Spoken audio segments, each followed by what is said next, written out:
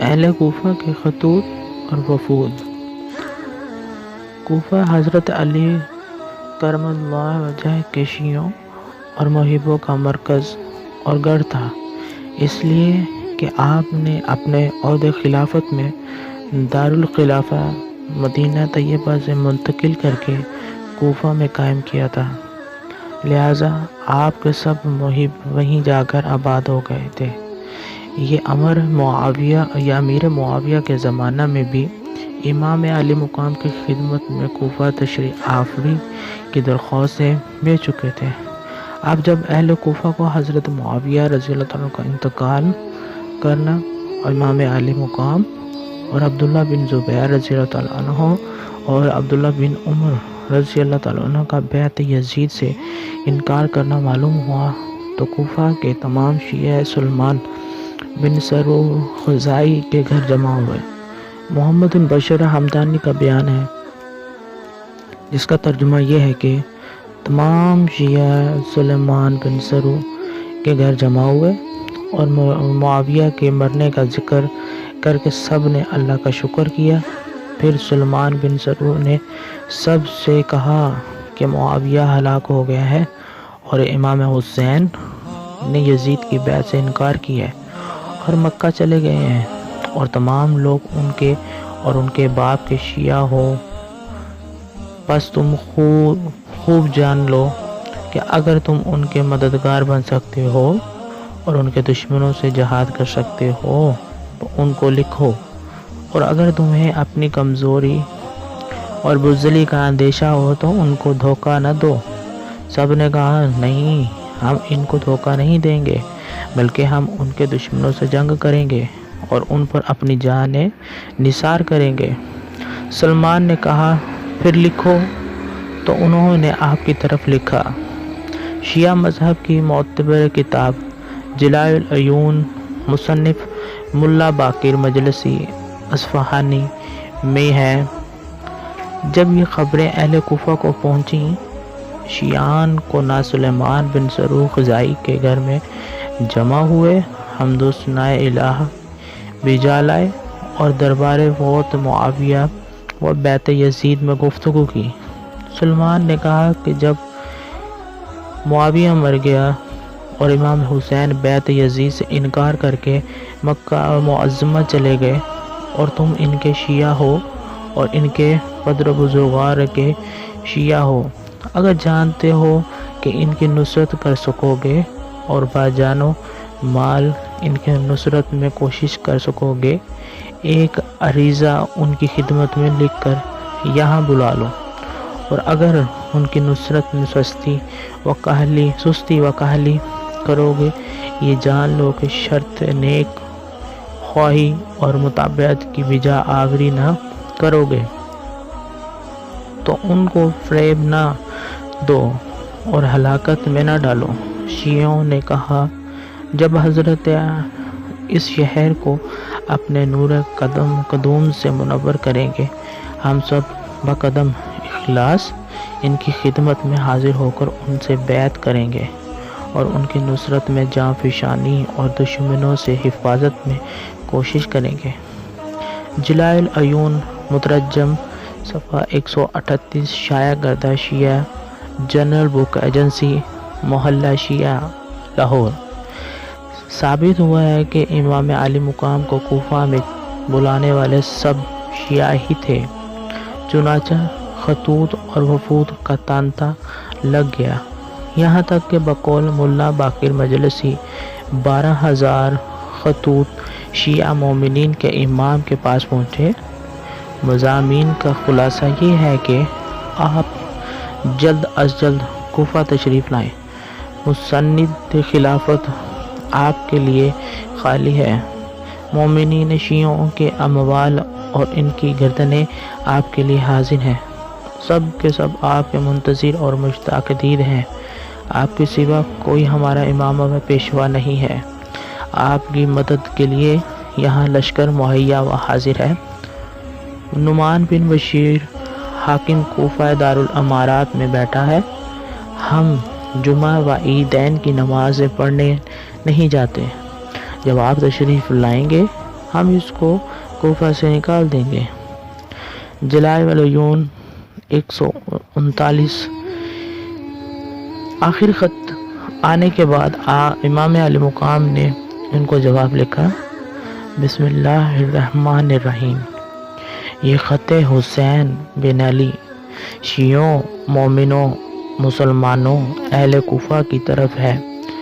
اما بعد، بہت سے قاصدوں اور خطوط کے آنے کے بعد جو تم نے خط ہانی اور سعید کے ہاتھ مجھے بھیجا ہے وہ مجھے پہنچا۔ سب تمہارے خطوط میرے پاس پہنچے اور سب کے مضامین سے مطلع ہوا۔ تم نے سب خطوط میں مجھے لکھا ہے کہ ہمارا کوئی امام نہیں، بہت جلد ہمارے پاس تشریف لائیے۔ خدا آپ کی برکت سے ہم کو بحق ہدایت کرے۔ واضح ہو کہ بالفضل تمہارے پاس اپنے برادر محل اعتماد مسلم بن عقیل کو بھیجتا ہوں۔ اگر مسلم مجھے لکھے جو کچھ تم نے مجھے خطوط میں لکھا ہے بمشورہ عقلاء و دانیان و اشراف و بزرگان قوم لکھا ہے، اس وقت میں بہت جلد انشاءاللہ تمہارے پاس چلا آؤں گا۔ اپنی جان کی قسم کھاتا ہوں کہ امام وہی ہے جو درمیان مردوم بکتاب خدا حکم اور بعدالت قیام کرے اور قدم جامع شریعت مقدسہ سے باہر نہ رکھے اور لوگوں کو دین حق پر مستقیم رکھے۔ والسلام۔ امام علی مقام نے جب اہل کوفہ کے خطوط اور وفود سے ان بے جذبات عقیدت، محبت و جان و مال قربان کرنے کی تمناؤں اور کوفہ آنے کی التجاؤں کو دیکھا تو فیصلہ کیا کہ پہلے اپنے چچا زاد بھائی حضرت مسلم بن عقیل کو تحقیق حال کے لیے بھیجنا چاہیے۔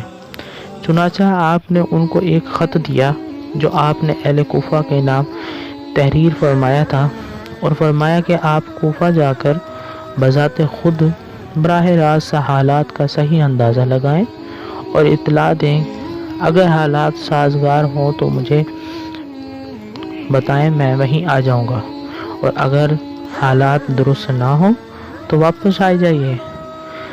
صدر الافاضل حضرت مولانا سید محمد نعیم الدین صاحب مراد آبادی رحمۃ اللہ علیہ فرماتے ہیں، اگرچہ امام کی شہادت کی خبر مشہور تھی اور کوفیوں کی بے وفائی کا پہلے بھی تجربہ ہو چکا تھا، مگر جب یزید بادشاہ بن گیا اور اس کی حکومت و سلطنت دین کے لیے خطرہ تھی اور اس وجہ سے اس کی بیعت ناروا تھی اور وہ طرح طرح کی تدبیروں اور ہیلوں سے چاہتا تھا کہ لوگ اس کی بیعت کریں۔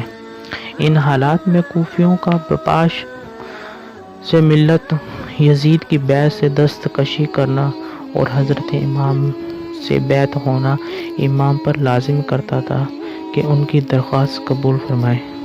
جب ایک قوم ظالم و فاسق کی بیعت پر راضی نہ ہو اور صاحب استحقاق اہل سے درخواست بیعت کرے، اس پر اگر وہ ان کی استدعا قبول نہ کرے تو اس کے یہ معنی ہوتے ہیں کہ وہ اس قوم کو اس جابر کے حوالے کرنا چاہتا ہے۔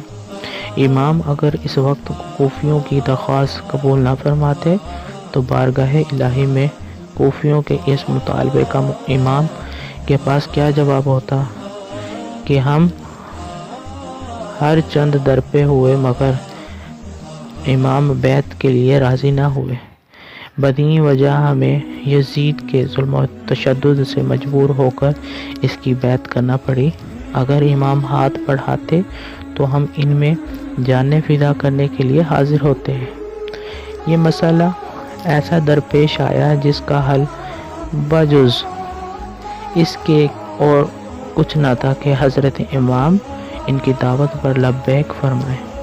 اگرچہ اکابر صحابہ کرام حضرت ابن عباس و حضرت ابن عمر و حضرت جابر و حضرت ابو قادر حضرت امام کے اس رائے سے متفق نہ تھے اور انہیں کوفیوں کے عہد و مواثق اعتبار نہ تھا۔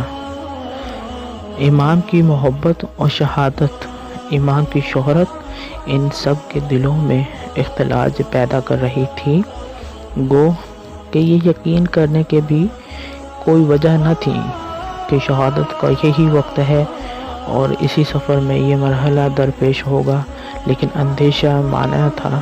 حضرت امام کے سامنے مسئلہ کی یہ صورت و درپیش تھی کہ اس استدعا کو رد کرنے کے لیے عذر شرعی کیا ہے۔